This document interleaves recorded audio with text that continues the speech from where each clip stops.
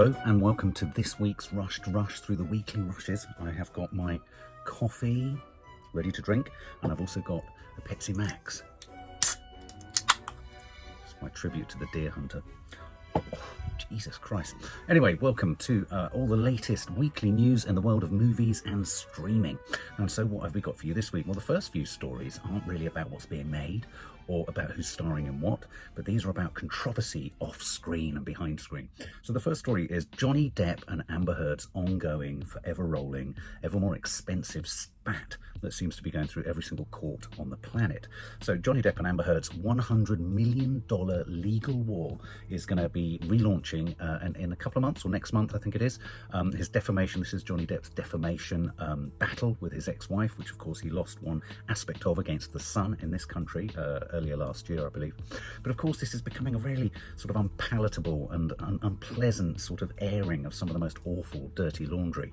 But anyway, as this case resurrects itself, there's a whole host of superstars and amazing people who are going to be coming out and testifying for both sides.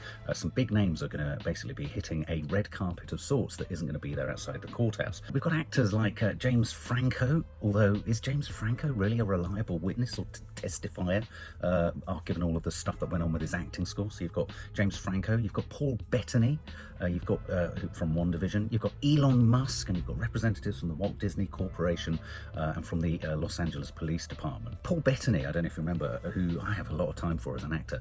There were a number of texts exchanged between Johnny Depp and Paul Bettany in which they talked of burning, drowning and having sex with the burnt corpse of Amber Heard. Now, sent in text, this wasn't a serious proposition, I guess, but it was some quite serious and quite angry hyperbole in the text. So again, to what extent Paul Bettany will be a reliable witness for Johnny Depp is anyone's guess. Johnny Depp's original assertion is that Miss Heard, Amber Heard, is not a victim of domestic abuse, but is in fact a perpetrator. And I certainly know from some of the comments that we've received under many things that we've talked about here and on Instagram, that there's a huge groundswell of opinion that says that the blame, well, principally sits at Amber Heard's door. And I think that's, how much of that is about us not wanting to think the worst of Johnny Depp? How much of that is possibly the exploitation of a man who didn't really know what he was doing at any point because he was so off his head on drugs and drink? It's very hard to kind of pinpoint that. One of the key aspects that Johnny Depp's legal team are going to be homing in on is the extent to which Amber Heard distributed any of her $7 million settlement to some of the charitable cases or causes or organisations that she claimed to send. If she hasn't sent that money, they want to suggest that she's an unreliable and untrustworthy person, essentially. So how can you trust her in all her other accusations about Johnny Depp? But what are your opinions on the Johnny Depp Amber Heard? Is it an equally balanced set of circumstances that you can blame both of them equally? Is there too much sort of fog in the fog of war, marital war? Is there too much fog for us to ever get a sort of clear perspective on what's happened? But I'm telling you now, this is set up to be a remarkably explosive rehash and rerun of what was happening here with Johnny Depp's case against the Sun. Now, you might have seen in the last week, the BAFTAs happened. We talked about them on Coffee Moaning earlier in the week. So the BAFTAs happened. Power of the Dog did well. Won Best Picture, won Best Director. And Jane Campion also won Best Director at the Critics' Choice Awards. But she inadvertently stumbled into some controversy. She didn't really think about what she was saying. Or did she? Or did she really make something? Did she really say something wrong? Anyway, what did she say?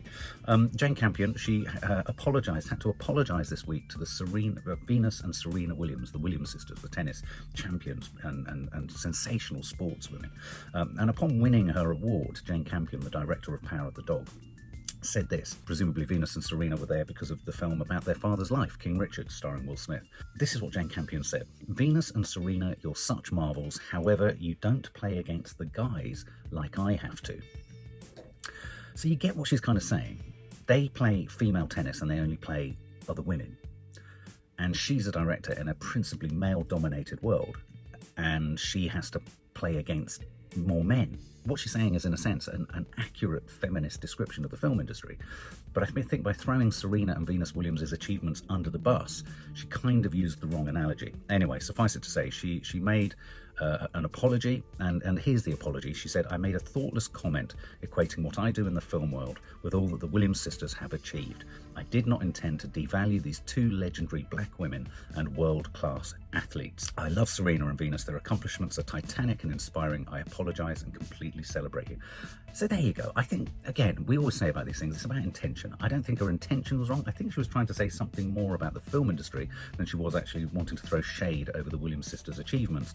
But you know, on top of that, she's also made a very meaningful, it's a longer apology, but it's a very meaningful apology. So I think we can cut her some slack. Now, in Florida, there's a bill that's been brought in by the Florida governor, Ron DeSantis. Any of our American viewers might well know what this bill is. It's called the Parental Rights in Education Bill. It's a little bit like, was it Section 28 or Section 24? I think it was Section 28 in the 1980s, which was a law brought in the UK to prevent the promotion of homosexuality in teaching. The debate was, what the hell does promotion mean, and why is a homosexual lifestyle being zeroed in on? Just going to drink my coffee. Opponents to this bill, the Parental Rights in Education Bill, have described it as the Don't Say Gay Bill. This is how it's becoming sort of understood. You know, President Biden has come out against it. Any sort of liberal-minded, not even liberal-minded, to say it's liberal-minded is ludicrous. Any sensibly minded individual would know that this is an absolute outrage. But Disney kind of fumbled the ball this week, dropped the ball, lost the ball, in terms of their new Pixar film, Lightyear, which is a spin-off of Toy Story about Buzz Lightyear. Now, in the Toy Story prequel, which is called Lightyear, it's set before the events of Toy Story 1. Two essentially female characters, have a kiss. They kiss. They don't make any more of that, but they have a kiss. And the current Disney CEO, Bob Chapek, basically allowed for it to be cut out on the basis of the Don't Say Gay bill.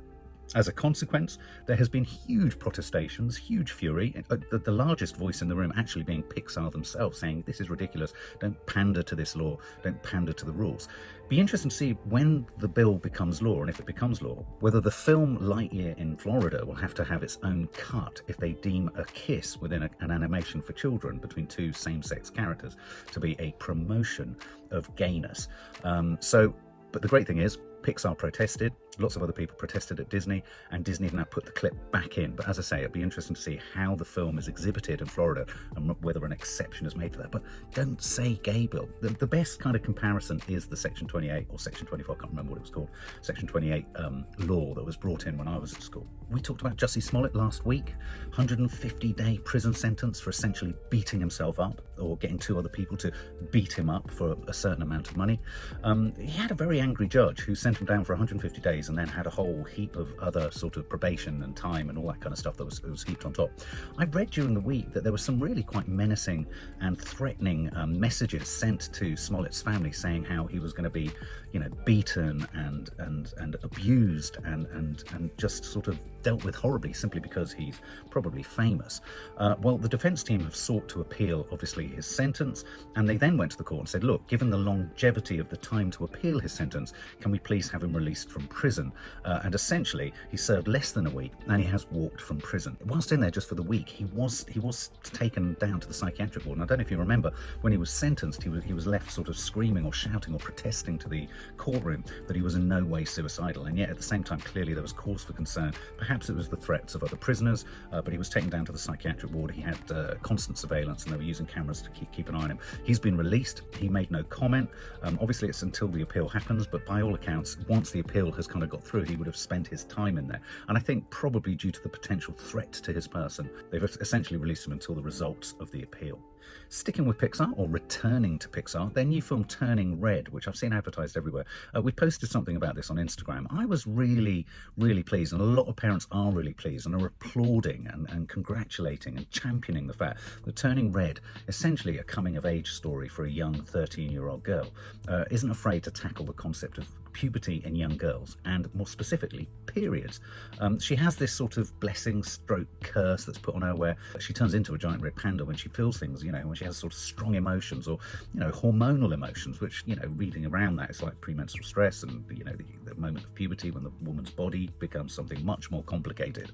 And so this film, which is a metaphor really for girls and girls getting older, and let's face it, I mean, there has been opposition to this, but there are so many films about boys coming of age, and it's fine to have wet dreams, and it's fine for them to kind of discover that they're bits kind of do something, and it's fine for them to make out with girls. So why isn't it okay to have a film that kind of looks at it from a girl's perspective? And I love the fact that it's called Turning Red. I mean, you couldn't get a stronger metaphor for becoming a girl that is of period age. It's all about being one. And what I love about the Pixar films is there's invariably something else underneath them. They're talking about bigger themes, they're talking about bigger issues, and I think this is the most perfect way to get taboos or things that we find awkward to talk about and plonk them centre stage. Some casting choices. Euphoria. Are you a fan of Euphoria? One of my favourite actresses in Euphoria, obviously there's Zendaya and then all the rest of the supporting cast, but my particular standout in the last series was Sydney Sweeney, who played the kind of Nate's girlfriend, on-off girlfriend, Maddie's friend, and you know, she was constantly crying, forever dramatic, constantly making things worse for herself, just an absolute mess, but she was absolutely brilliant. Well, she's been signed up to star opposite Dakota Johnson. We were talking about this a couple of weeks ago in the new Sony Marvel film called Madam Web. And Madam Web is a character in some of the Marvel comics that's depicted as essentially a woman with a disease or a condition that means she's connected to a life support system. And so the idea of her being a spider, or, you know, this sort of Madam Web is because of all the technology and all the tubes and everything that's going into her. But she's one of the big more of a kind of psychic, psychological, not even really superhero, but character. A lot of people are saying she's very much like Sony Marvel's Doctor Strange, if you like. She's psychic, she kind of affects things with her mind stuff and all that kind of stuff.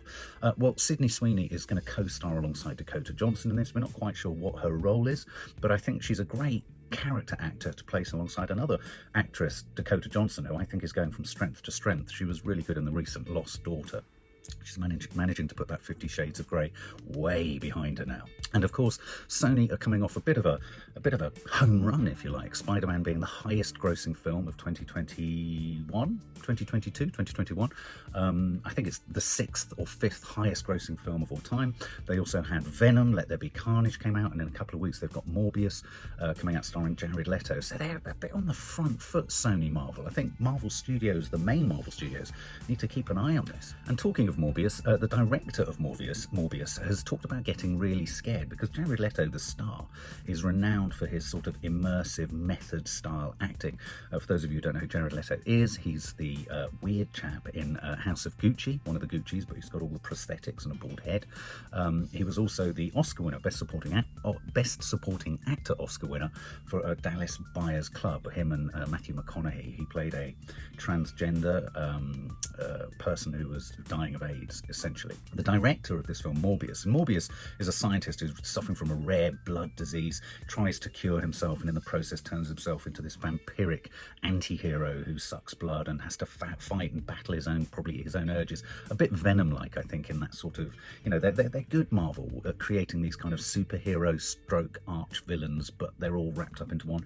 You know, most superheroes and most supervillains are just mental health disasters, really, and that's what they are. They're metaphors. I like to think of most Marvel characters or comic book characters as metaphors for all sorts of issues in the head. But the director, Daniel Espinosa, brilliant name that, has talked about how Jared Leto really commits to a part, and I think he's kind of being slightly ironic there. He talks about being really scared, and in fact, Jared Leto's co-star, Adria Ariona, talked about how when the cameras were off, Jared Leto would keep walking on crutches and with a limp, and he would put his back out, and there were real concerns on set that they might need to get physios in and you know, medical teams in to kind of sort his back out because he just wouldn't come out of character. And there was one particular scene apparently where he's shattering a glass, and the director says, I could sense the crew backing off. It was a bit spooky.